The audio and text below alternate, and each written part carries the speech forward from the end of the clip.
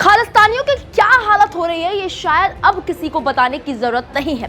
कभी ब्रिटेन तो कभी कनाडा में खालिस्तानियों की सरेआम हत्या कर दी गई, लेकिन फिर भी ये सुधरने का नाम नहीं ले रहे। आपने एक कहावत सुनी होगी कि कुत्ते की पूंछ कितनी भी सीधी कर लो लेकिन वो सीधी नहीं हो सकती। वही हाल खालिस्तानियों का है। पन्नू जो अक्सर भारत के खिलाफ साजिश रचता रहता है, लेकिन भारत उसे उसके घटिया मंसूबों में कामयाब नहीं होने देता।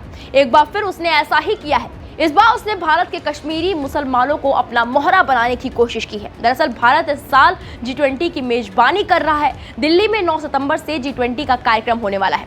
मीडिया रिपोर्ट्स के मुताबिक इस समिट से पहले पाकिस्तानी खुफिया एजेंसी ISI के गुर्गे, जैसे कि खालिस्तानी गुरु पतवंत सिंह पन्नू के नाम से भी जाना जाता है, इस पन्नू ने ISI के 2 एजेंडा को खुद ही एक्सपोज कर दिया है। बताया जा रहा है कि खालिस्तानी आतंकी संगठन सिख फॉर जस्टिस के चीफ आतंकी गुरु पतवंत सिंह पन्नू ने G20 को लेकर एक ऑडियो मैसेज जारी किया है। इस ऑडियो मैसेज में पन्नू कश्मीरी मुसलमानों को भड़काते हुए कश्मीर घाटी छोड़कर दिल्ली आने और G20 समिट के दौरान दिल्ली को ब्लॉक करने के लिए उकसा रहा है। इसी के साथ पन्नू जुम्मे की नमाज के बाद प्रगति मैदान मार्च करने के लिए भी भड़का रहा है। साथ ही पन्नू ने IGI एयरपोर्ट पर खालिस्तान का झंडा लहराने की भी धमकी दी है। इस ऑडियो मैसेज को खुफिया एजेंसियों ने गंभीरता से लिया है, क्योंकि 26 अगस्त को पत्र के इशारे पर दिल्ली के 5 मेट्रो स्टेशन पर खालिस्तान के समर्थन में और एंटी इंडिया स्लोगन भी लिखे गए थे। बताते चले कि दिल्ली पुलिस ने G20 को लेकर कमर कस ली है। राजधानी में सुरक्षा ऐसी है कि परिंदा भी पर नहीं मार सकता। इन सबके बीच दिल्ली पुलिस स्पेशल सेल ने इस मामले में पंजाब से 2 आरोपियों को कुछ दिन पहले ही गिरफ्तार भी किया था।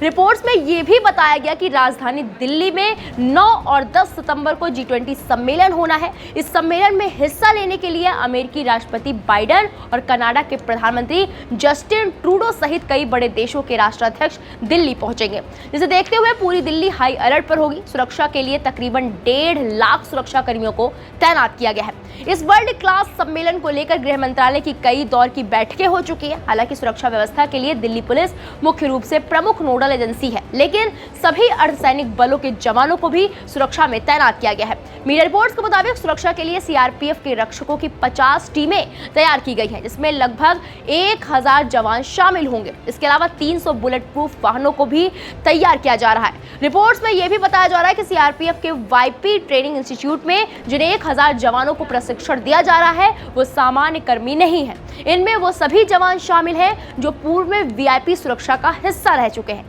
ये वो कमांडो हैं जो कभी न कभी SPG और NSG जैसी सुरक्षा यूनिटों के साथ काम कर चुके हैं। ये सभी जवान विदेशी राष्ट्राध्यक्षों और सरकार के प्रमुखों के VIP रूट्स के कारकेड में चलेंगे। CRPF के ट्रेनिंग सेंटर में स्पेशल कमांडोज को VIP के काफिले से लेकर ठहरने के स्थान तक की सुरक्षा का पूरा दायित्व सौंपने की ट्रेनिंग दी गई है। होटल या बैठक स्थल से निकलने के बाद VIP को गाड़ी तक कैसे पहुंचाना है, उस वक्त सुरक्षा को लेकर किस तरीके का प्रोटोकॉल होगा, उनके बारे में बताया भी पूरी विस्तृत जानकारी कमांडो को दी गई है। गाड़ी में कैसे बैठना है, कोई घटना होती है तो उस वक्त सुरक्षा का कौन सा फॉर्मूला इस्तेमाल करना है, खतरे का आभास हो तो विदेशी मेहमान की सुरक्षा कैसे करनी है, ये सब बातें सिखाई गई हैं। बीच रास्ते पर अगर गाड़ी में कोई टेक्निकल प्रॉब्लम आ जाए तो उसके लिए प्लान B को कैसे तैयार करना है, इसके साथ ही उस दौरान पहले, दूसरे व तीसरे नंबर वाले वाहन की स्थिति क्या रहेगी, कौन सी गाड़ी में विदेशी मेहमान को शिफ्ट किया जाएगा। इस दौरान राजधानी में किसी भी तरह की अप्रिय घटना से बचने के लिए सभी सीमाओं को सील कर दिया जाएगा। आपको यह भी बता दें कि G20 के लिए खास ट्रेनिंग ले रहे CRPF के स्पेशल कमांडो को लेकर सूत्रों ने बताया है कि इन्हीं खास जवानों कमांडो पर दिल्ली के IGI एयरपोर्ट और गाजियाबाद के हिंडन एयरबेस से लेकर प्रगति मैदान G20 समिट तक मेहमानों को लाने की जिम्मेदारी रहेगी। एयरपोर्ट से बाहर निकलने, मीटिंग हॉल तक पहुंचाने, फिर उन्हें होटल तक सुरक्षित लाने में क्या क्या प्रोटोकॉल अपनाए जाते हैं, ये सब भी ग्रेटर नोएडा के सेंटर में चल रही ट्रेनिंग का हिस्सा है। इस दौरान खालिस्तानी पन्नू साजिश रचा है, लेकिन उसे नहीं पता कि भारत उसकी किसी भी साजिश को कामयाब नहीं होने देगा। फिलहाल इस पूरे मामले पर आपकी क्या राय है, कमेंट बॉक्स में जाकर जरूर बताएं। VK न्यूज, राष्ट्र के नाम।